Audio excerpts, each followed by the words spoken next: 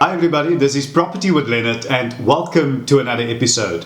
Now on this channel we discuss property, finance and investments. Now please note that none of my videos constitutes as financial advice, but if you're looking for financial advice, please speak to an accredited and registered financial advisor. How do you get 100% home loan if you are a first-time buyer? And before I answer that, let me just add that what I will be sharing with you in today's episode are applicable whether you are a first-time buyer or a repeat buyer, because you could still qualify as well for a 100% bond. There's always that possibility. With the ever-increasing costs of living, buying a house, whether cash or saving up for a deposit, can seem nearly impossible. A lot of people are still unaware that they could be approved for a 100% home loan, alternatively called a zero deposit home loan. And if you decide to apply for a 100% home loan, you are most definitely not alone. Though many banks will insist that the buyer puts down some amount as a deposit and also pays for the transfer costs, it's not always the case. Banks may sometimes grant 100% bond that covers the full purchase price of the property that you're buying and even the transfer cost. Approving you for 105 or 108% bond, it's not common and seldom happens, but it's surely not impossible either. Now, a 100% home loan enables you to fund a home purchase without having to put up a deposit. A deposit requires a significant amount of money. It's usually about 10% of the purchase price to be put up front. And for many home buyers, especially first timers and younger buyers, it can be difficult to scrape together the necessary funds. And just to make an example, a R1 million property, if you have to put down a 10% deposit, that's 100,000, and on top of that, the transfer costs, that could easily set you back 150,000 altogether, and that's a lot of money. I must just add, qualifying for a 100% bond is not that easy though. You need to meet the strict requirements of the banks. So the question is, what do you need to qualify for a 100% home loan? Firstly, you need an excellent credit score. You'll need to have a clean credit history and credit rating to apply for a no deposit home loan here in South Africa. Now, a responsible financial institution will not compromise on this requirement, as it will increase their chances of legal implications for irresponsible lending practices. You'll also need a spotless repayment history, which goes without saying, because your repayment history will have to reflect that you have paid your loans and debt on time each and every month. You need to convince the bank that you are a responsible borrower. Thirdly, you need a stable and reliable income. You need to have a stable job that provides an income sufficient enough to cover your loan repayment and of course your monthly expenses as well. I would strongly advise that you make use of a bond originator in this process, applying to multiple banks via the home loan comparison services. I mean, a bond originator will grant you the best chance of obtaining a 100% home loan. Now, this bond originator will submit your application to multiple banks, so you can compare deals and choose the one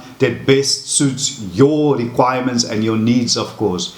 If you meet these requirements, I mean, chances are very good that you will be granted a 100% home loan. Banks are eager to cater to first-time home buyers, especially the younger market. Your alternative options will obviously be that you could save up for the deposit or buy the house with a partner to divide the deposit. I must just add, and perhaps I should record a separate video about this, because what will happen if you bought a property with someone? I mean, each party would generally be expected to contribute a share of firstly the deposit and the monthly bond repayments, but now they don't contribute. So if you should decide to go this route, the decision should not be taken lightly at all, especially when you buy with friends or a distant relative. And importantly, you need to consider what will happen to the property ownership if the partners fall out or one of them wants to sell due to changed circumstances, for instance. So like I said, perhaps I'll record a video about this in the near future and elaborate on this a little bit more. You can let me know in the comment section below. I mean, if you think that I should record a video like this. Another alternative is you could get a short-term loan that you can afford to pay back to raise the deposit.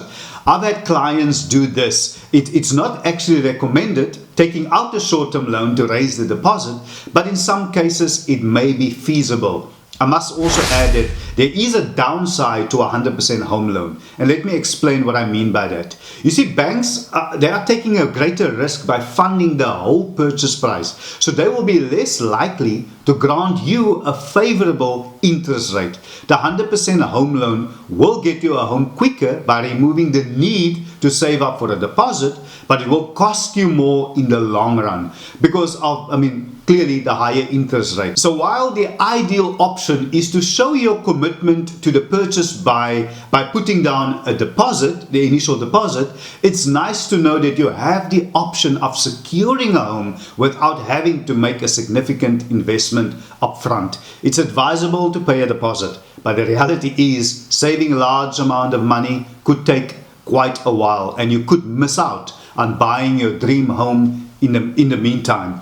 Just in conclusion, remember, saving up for the deposit, and I know I'm hammering on it, is always the recommended solution. It may take a while, but it'll teach you financial discipline, and you are much more likely to be granted a bond when the time comes to buy. I also know that you want the house now, and if the price is right, the area is good, and you've done the sums, you've made your sums, and you feel that you can do it, well, it's your choice. And a lot of us have done it, and we are still standing. We are still here. So thank you so much, everybody, for once again joining me on today's episode. I sincerely hope that this episode was of value to you. And if it was, can I kindly ask you, if you haven't, to please subscribe to my channel, to like this video, to share it, and leave me a comment in the comment section below. And yeah, subscribing, two things. Firstly, it is absolutely free. It doesn't cost you a cent. And secondly, it is really easy. You can just click that subscriber button in the bottom right hand corner of your screen, and please remember to hit the all notifications, and that way you will be notified and you won't miss out whenever I upload new videos. And just before I go, thank you so much for those of you who are supporting us through our affiliate programs. In the description below, I'll leave links there. Thank you so much. That way you support the channel and you help us to grow and to continue to make and provide you with quality information. And also there's a super thanks option. I'll put up a little screen here that you can see how you can support. You just click on it and you're welcome to even support us in that way. Thank you so much. I see you in the next episode. Stay blessed.